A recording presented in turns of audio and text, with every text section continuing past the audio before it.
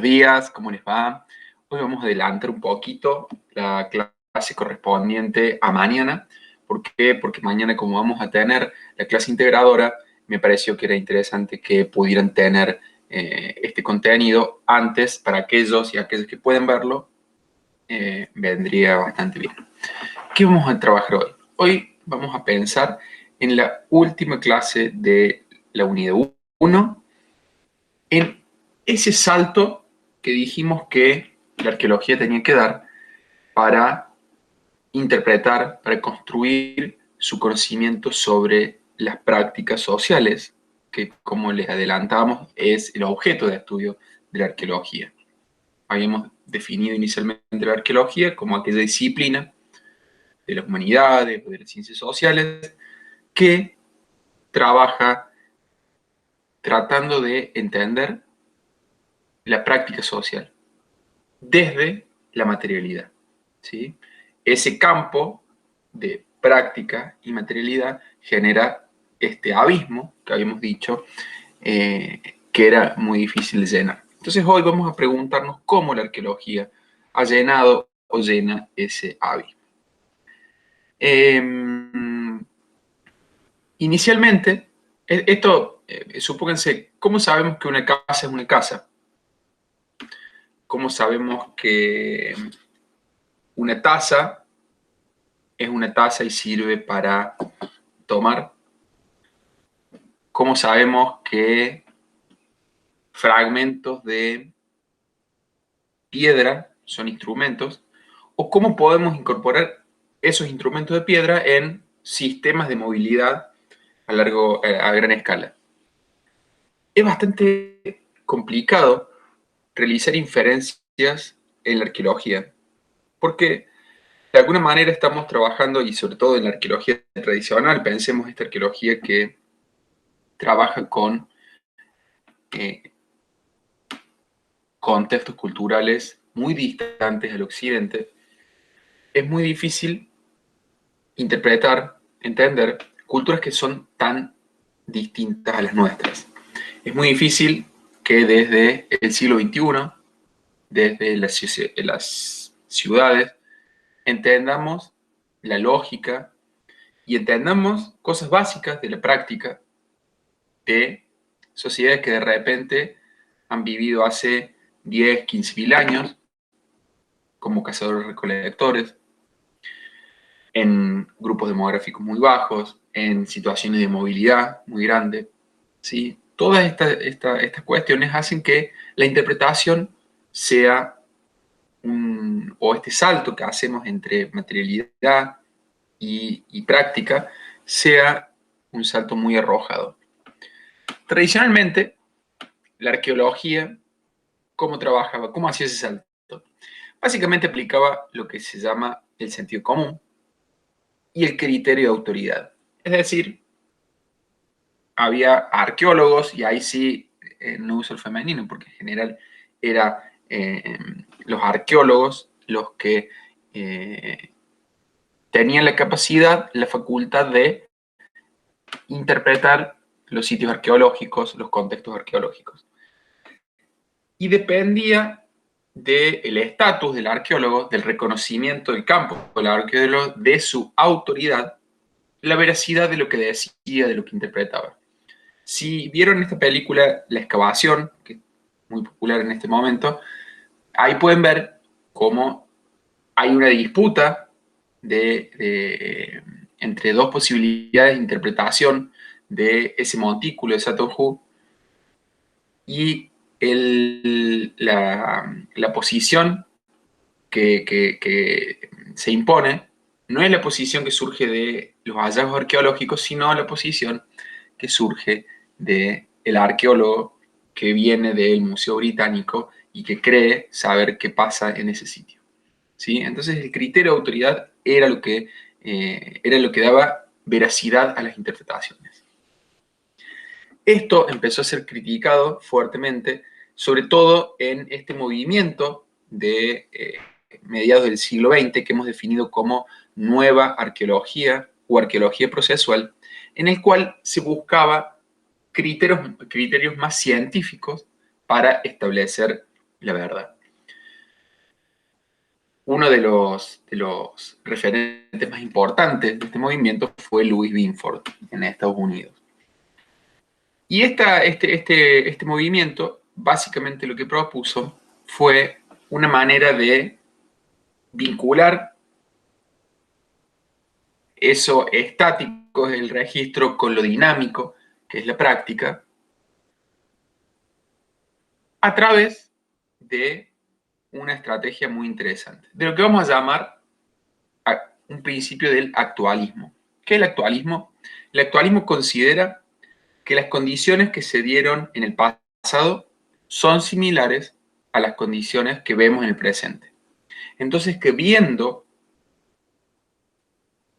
ciertas cosas en el presente, podemos pensar en cosas que pasaron en el pasado. Esto básicamente surge de la geología. La geología, viendo fenómenos del presente, ha ido reconstruyendo los fenómenos del pasado. Binford creía que se podía hacer lo mismo con la arqueología. Entonces, ¿qué es lo que hizo? Empezó a estudiar pueblos no occidentales que vivían de manera tradicional, por ejemplo, cazadores-recolectores del norte de Norteamérica, ¿sí? Esquimales.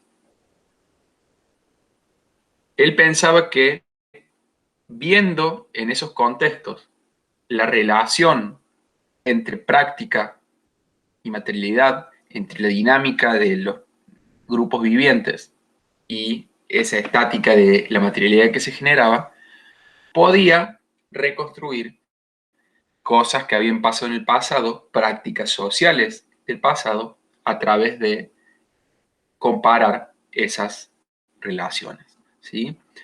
Louis Binford se dedicó gran parte de su vida a hacer estudios etnoarqueológicos y aportó un conocimiento enorme para el estudio de contextos arqueológicos de cazadores-recolectores, ¿sí? A través de lo que se llamó etnoarqueología, ¿sí? La etnoarqueología entonces es una manera importantísima de pensar en la relación entre la materialidad y la práctica, ¿sí? Entonces la etnoarqueología es como una fusión entre las prácticas originales de la etnografía y las de la arqueología. Se diferencia de un etnógrafo.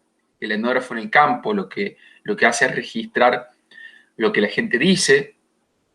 El etnoarqueólogo lo que hace en el campo es registrar lo que la gente hace y lo que esa práctica genera, ¿sí? Y con eso se construyen ciertas propuestas interpretativas del registro.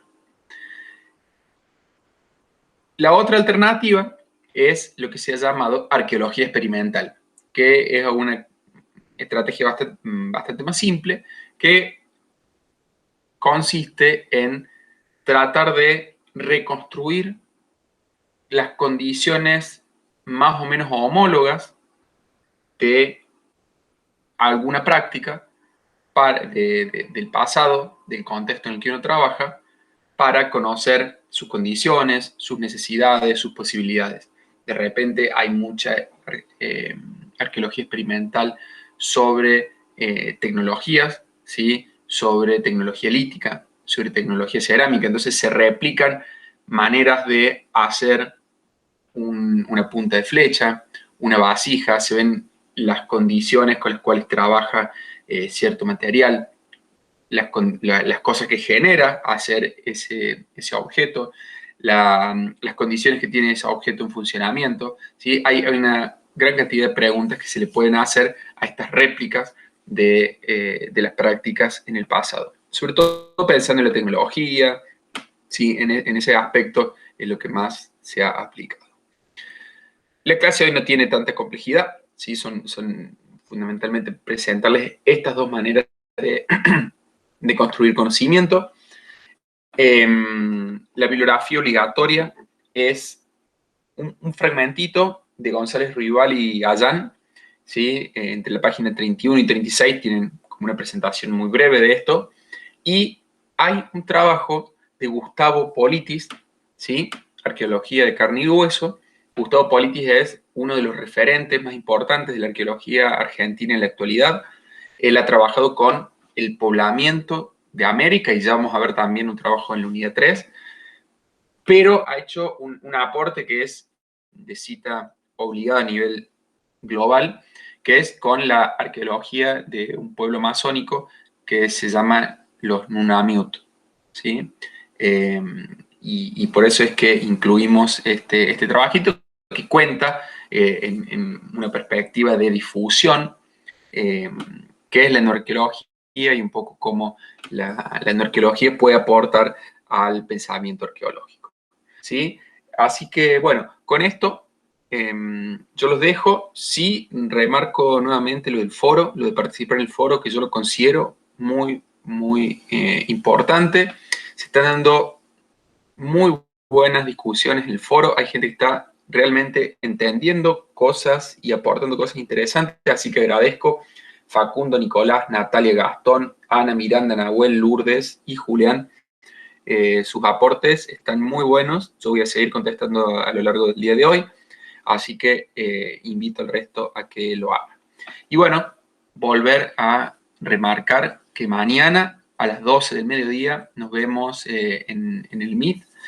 Lleven preguntas, lleven las fichas resueltas, lleven las fichas con problemas, lleven todas las consultas que quieran, así la clase esa se hace lo más productiva posible. Y bueno, muchas gracias, buenos días.